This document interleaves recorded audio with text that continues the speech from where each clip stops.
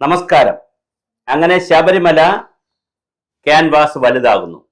രണ്ടു തരത്തിലാണ് വലുതായിരിക്കുന്നത്. ഇന്നലെ 19-ാം തീയതി കോടതിയിൽ ഒരു റിപ്പോർട്ട് കൊടുത്തിട്ടുണ്ട്. ISROയുടെ പഠന റിപ്പോർട്ട് കൊടുത്തു. അതിൽ നിന്ന് അതീവ ഗുരുതരമായ രണ്ട് കാര്യങ്ങളാണ് പുറത്തു വന്നിരിക്കുന്നത്. ഒന്ന്, അത് ഒറിജിനൽ ആയിട്ടുള്ള കട്ടളപ്പാളി അല്ല രണ്ടാമത് അവിടെ വച്ചിരിക്കുന്നത്. അപ്പോൾ ഒറിജിനൽ എവിടെ? തൊണ്ടി മുതൽ എവിടെ? രണ്ടാമത്തെ വളരെ കൃത്യമായ ചോദ്യം, ഈ കൊണ്ടുവച്ചതിൽ തന്നെ അളവ് കുറവാണ്. കുറഞ്ഞ അളവെങ്കിൽ ബാക്കി സ്വർണം എവിടെ? അപ്പൊ രണ്ടു തരത്തിലുള്ള മോഷണം ശബരിമലയിൽ നടന്നിട്ടുണ്ട്. അതാണ് ഇന്നലത്തെ വിശേഷം. അത് പിന്നെ 5 പേരെ കൂടി 5 പ്രമുഖരെ കൂടി ചോദ്യം ചെയ്യേണ്ടതുണ്ട് എന്ന് SIT റിപ്പോർട്ട് കൊടുത്തിരിക്കുന്നു. ആ പ്രമുഖരാരാണ് 5 പേർ? ഇനി നമ്മുടെ പിന്നെ കടകംപള്ളി സുരേന്ദ്രനും വാസവനും പിന്നെ സോണിയാഗാന്ധിയും പിന്നെ അടൂർ പ്രകാശും ബെന്നി ബെഹനാൻ പോലുള്ള പൊളിറ്റിക്കൽ ലീഡർമാരാണോ, അതോ ദേവസ്വം ബോർഡിന്റെ മറ്റുദ്യോഗസ്ഥരാണോ, അതോ ഇനി ജയറാം വീരമണി മോഡലിലുള്ള സെലിബ്രിറ്റികളാണോ? ആരാണ് ഈ 5 പേർ എന്നുള്ളത് വളരെ ഗുരുതരമായ ഒരു പ്രതിസന്ധിയായി നിൽപ്പുണ്ട്. അപ്പോഴും ഇന്ന് രാവിലെ കേൾക്കുന്നത് അതിനേക്കാളൊക്കെ വളരെ മനോഹരമായ മറ്റൊരു നല്ല വാർത്തയുണ്ട്. കാരണം അയ്യപ്പന്റെ വിഷയങ്ങളെ കണ്ടുപിടിക്കണമല്ലോ, അവിടെയാണ് മനോഹാരിത പറഞ്ഞത്. 21 ഇടങ്ങളിൽ, 1-2 സ്ഥലത്തല്ല, 21 ഇടങ്ങളിൽ ഒരേ സമയം ED എൻഫോഴ്സ്മെന്റ് ഡയറക്ടറേറ്റ് അന്വേഷണം നടത്തുകയാണ്. കേരളത്തിലെ കൊച്ചിയിലെ അവരുടെ ഓഫീസിൽ വളരെ കുറച്ച് സ്റ്റാഫേ ഉള്ളൂ. അതുകൊണ്ട് അവർ ദക്ഷിണേന്ത്യയിലെ മഹാഭൂരിപക്ഷം വരുന്ന സ്റ്റാഫുകളെ എല്ലാം പൂൾ ചെയ്തുകൊണ്ട് സ്വകാര്യ വാഹനങ്ങളിലൊക്കെ പോയി പത്മകുമാർ എൻ വാസുവിൻ്റെയും പത്മകുമാറിന്റെ ആറന്മുളയിലെ വീട്, എൻ വാസുവിൻ്റെയും ഉണ്ണികൃഷ്ണന്റെയും തിരുവനന്തപുരം ജില്ലയിലെ വീട്, മുരാരി ബാബുവിന്റെ വീട്, ദേവസ്വം ബോർഡ് ഓഫീസ്, അവിടെ പിന്നെ ആന്ധ്രാപ്രദേശിലെയും ചെന്നൈയിലെയും ഒക്കെ ഭണ്ഡാരിയുടെ ഓഫീസ്, അവരുടെ ഗോഡൌൺ അല്ല അവരുടെ ജുവലറി, അതുപോലെ തന്നെ ഗോവർദ്ധൻ്റേത്, അതുപോലെ തന്നെ ജയശ്രീ, ഇങ്ങനെ തുടങ്ങി പിന്നെ KP ശങ്കർദാസ്, അതുപോലെ തന്നെ വിജയകുമാർ തുടങ്ങി 21 പേരുടെ വീടുകളിലാണ് 20ഓളം സ്ഥലങ്ങളിലും 21 സ്ഥലങ്ങളിൽ അതിൽ കുറെ പേരുടെ വീടുകളും ദേവസ്വം ബോർഡും ജുവലറി അടക്കമുള്ള 21 സ്ഥലങ്ങളിലാണ് ED റെയ്ഡ് നടക്കുന്നത്. എന്തായാലും വളരെ മനോഹരമായിട്ടുണ്ട്. വളരെ സുഖകരമായ വേറൊരു അന്വേഷണ തലത്തിലേക്ക് പോയിട്ടുണ്ട്. ഇതിനിടയിൽ തന്ത്രി സമാജം കൊണ്ടുപോയി CBIക്ക് വിടണമെന്ന് പറഞ്ഞ കൂട്ടത്തിൽ അപ്പോൾ തന്ത്രി സമാജം CBIക്ക് വിടണമെന്ന് പറഞ്ഞപ്പോൾ കേസ് CBI കോടതി മാറ്റിവെച്ചു. ആ കേസ് മാറ്റിവെച്ച കൂട്ടത്തിൽ കോടതിയിൽ ഒരു നിരീക്ഷണം വന്നു.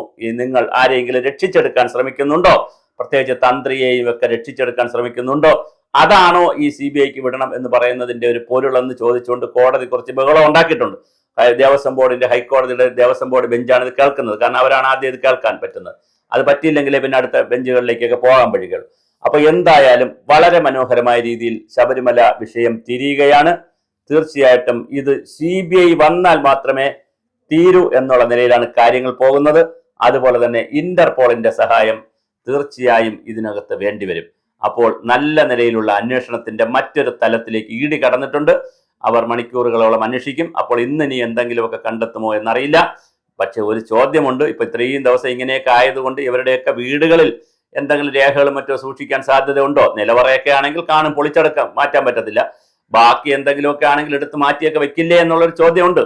എന്നാൽ പോലും ഒരു ഔപചാരികതയുടെ പേരിൽ 21 ഇടങ്ങളിലാണ് ഇപ്പോൾ അന്വേഷണം നടക്കുന്നത്. ഒരേ സമയമാണ് നടക്കുന്നത്. കാരണം ഒരിടത്ത് അന്വേഷണം നടക്കുമ്പോൾ മറ്റു സ്ഥലത്തുള്ള ആളുകളും സ്ഥാപനങ്ങളും വസ്തുക്കളും ഒക്കെ മാറ്റാതിരിക്കാൻ വേണ്ടി ആയിട്ടാണ് അങ്ങനെ ചെയ്യുന്നത്. അപ്പൊ 21 ഇടങ്ങളിലാണ്. അത് കേരളത്തിലുണ്ട്.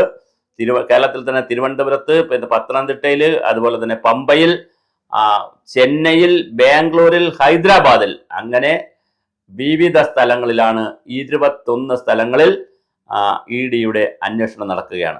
ഇതിന്റെ ഇടയിലാണ് ഇന്നലെ വന്ന 2 വാർത്തകൾ. ഒന്ന്, ഈ ശബരിമലയിൽ നിന്ന് മാറ്റിയിട്ടുള്ള സ്വർണം, ആ സ്വർണ്ണ കട്ടള ഒറിജിനൽ കട്ടളയല്ല അവിടെ കൊണ്ടുവന്നിരിക്കുന്നത്.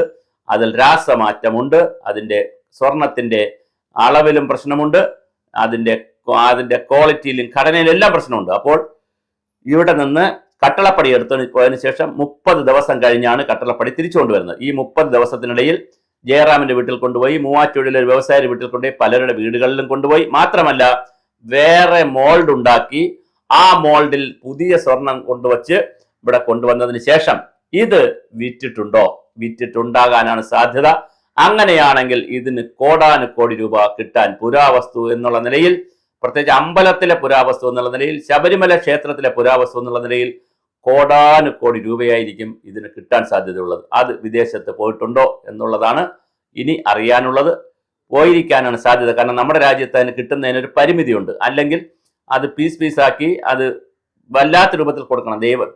കാരണം ദേവന്റെ സ്വത്തായതുകൊണ്ട്, അല്ലെങ്കിൽ ദേവന്റെ സ്വർണമായതുകൊണ്ട് അതങ്ങനെ കൊടുത്താലും പണം കിട്ടും.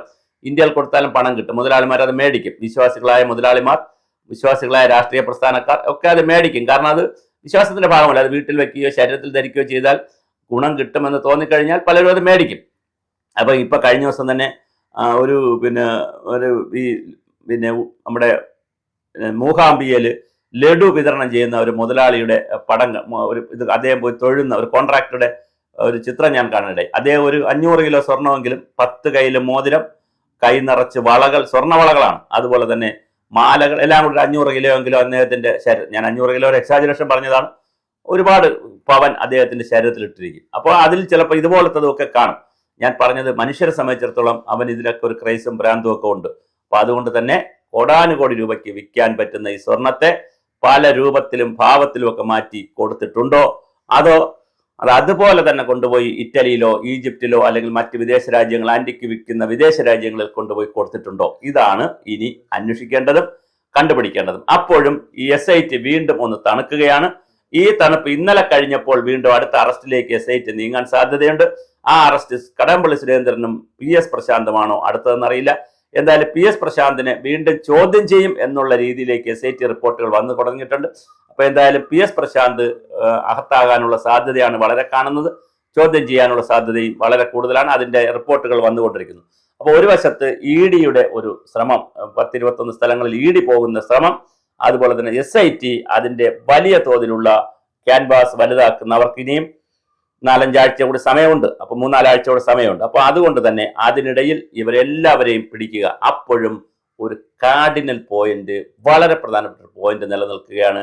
ഈ തൊണ്ടി മുതൽ എവിടെ, ഇതുവരെ അത് കണ്ടുപിടിക്കാൻ പറ്റിയിട്ടില്ല. ഊഹാപോഹങ്ങളിൽ കിടന്ന് കറങ്ങുന്ന ഇപ്പോഴും പുതിയതാണോ പഴയതാണോ, ആർക്ക് കൊടുത്തു, എവിടെ കൊടുത്തു, ഏത് രാജ്യത്ത് കൊടുത്തു, ഏത് സംസ്ഥാനം കറങ്ങുകയാണ്. ഇതുവരെ തൊണ്ടി മുതൽ കണ്ടെടുക്കാൻ കഴിഞ്ഞിട്ടില്ല. അതൊരു വലിയ പ്രതിസന്ധിയായി തന്നെ ഇരുട്ടിൽ നിൽക്കാൻ അല്ലെങ്കിൽ നിഴലിൽ നിൽക്കാൻ ആരെ പ്രേരിപ്പിക്കുന്നു? SITയെ പ്രേരിപ്പിക്കുന്ന ഒരു ഘടകമാണ് തൊണ്ടി മുതൽ എവിടെ. അത് കിട്ടിയാൽ മാത്രമേ ഇതിന്റെ അന്വേഷണം സമ്പൂർണ്ണം ആവുകയുള്ളൂ.